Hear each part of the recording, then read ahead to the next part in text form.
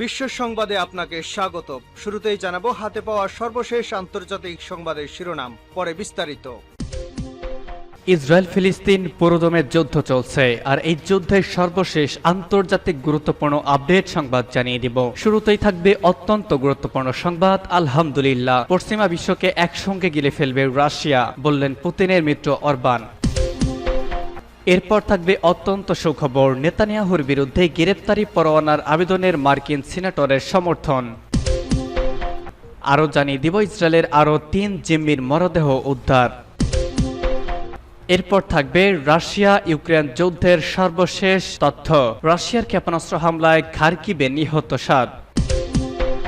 এবং সর্বশেষ জানাবো ভয়াবহ গরম তাপপ্রবাহ, পাকিস্তানে বন্ধ হচ্ছে একের পর এক স্কুল। পশ্চিমা বিশ্বকে একসঙ্গে গিলে ফেলবে না রাশিয়া, বললেন পুতিনের মিত্র অরবান। পশ্চিমা সামরিক জোট ন্যাটোর কোন সদস্য দেশের উপর রাশিয়া হামলা চালাবে এমন আশঙ্কা ভিত্তিহীন। 3 বছরে ইউক্রেন যুদ্ধে তাদের সক্ষমতার সীমাবদ্ধতার বিষয়টি সামনে চলে এসেছে। শুক্রবার তথা আজ এক সাক্ষাৎকারে এসব কথা বলেছেন হাঙ্গেরির প্রধানমন্ত্রী ভিক্টর অরবান। খবর রয়টার্সের। 2010 সাল থেকে ইউরোপীয় ইউনিয়ন ও ন্যাটোর সদস্য হাঙ্গেরির ক্ষমতায় আছেন জাতীয়তাবাদী নেতা অরবান। তিনি রুশ প্রেসিডেন্ট ভ্লাদিমির পুতিনের মিত্র হিসেবে পরিচিত। 2022 সালে ফেব্রুয়ারিতে রাশিয়া ইউক্রেনে পূর্ণ মাত্রায় আগ্রাসন শুরু করলে অন্যান্য পশ্চিমা দেশ কিয়েভকে অর্থ ও অস্ত্র সহায়তা দিলেও বিরত থাকে বুদাপেস্ট। এমনকি ইউক্রেনকে সহায়তা করার জন্য ন্যাটোর দীর্ঘমেয়াদী পরিকল্পনা থেকে বেরিয়ে আসতে চায় দেশটি। ন্যাটোর এই পরিকল্পনাকে পাগলাটে মিশন বলে মন্তব্য করেছেন তাদের দেশের পররাষ্ট্রমন্ত্রী।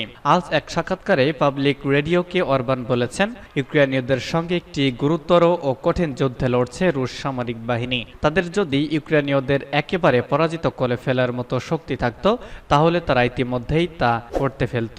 তিনি বলেন, ন্যাটোর সামরিক সক্ষমতা ইউক্রেনের চেয়ে অনেক বেশি, তাই রাশিয়া বা অন্য কোনো দেশ ন্যাটোর বিরুদ্ধে আক্রমণ করবে এমন সম্ভাবনা কম। হাঙ্গেরির প্রধানমন্ত্রী বলেন, রাশিয়া যারা এমনকি ইউক্রেনকে পরাজিত করতে পারে না, হঠাৎ করে এসে পুরো পশ্চিমা বিশ্বকে গিলে ফেলবে, বিষয়টি আমি যৌক্তিক বলে মনে করি না, এর সম্ভাবনা খুবই কম।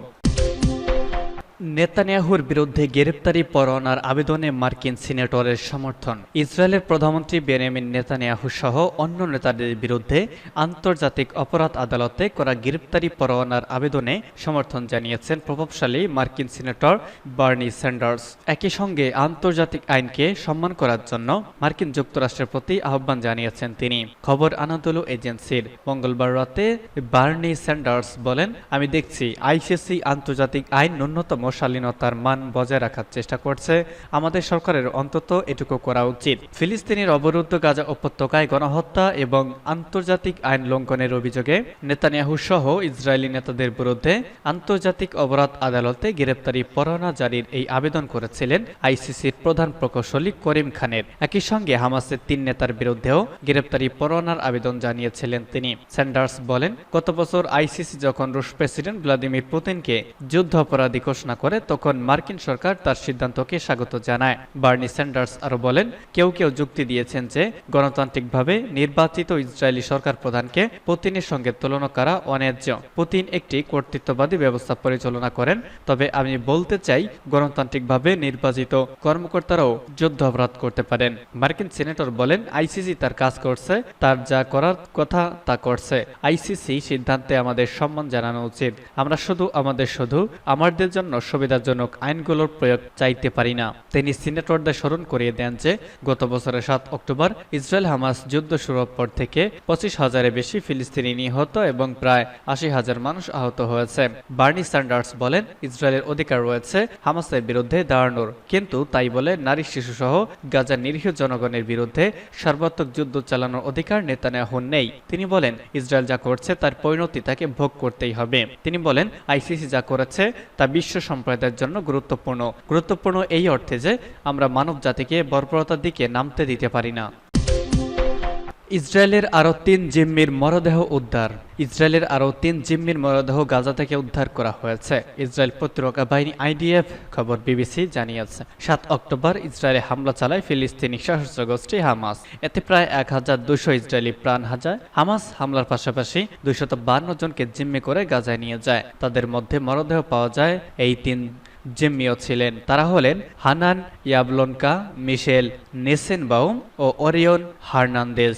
আইডিএফ বলছে মরদেহ 3টি জাবালিয়া শহরের উত্তর দিক থেকে উদ্ধার করা হয়। ইসরায়েলের অভ্যন্তরীণ গোয়েন্দা সংস্থার সঙ্গে যৌথ অভিযানে তাদের উদ্ধার করা হয়। এক সপ্তাহ আগেই আরও 3 জিম্মির মরদেহ গাজা থেকে উদ্ধার করা হয়। ইসরায়েল বলছে এখনো প্রায় 130 জনের মতো জিম্মি রয়ে গেছে। রাশিয়ার ক্ষেপণাস্ত্র হামলায় খার্কিভে নিহত 7। রুশ বাহিনী ক্ষেপণাস্ত্র হামলা চালিয়েছে ইউক্রেনের উত্তর পূর্বাঞ্চলে শহর খার্কিভে।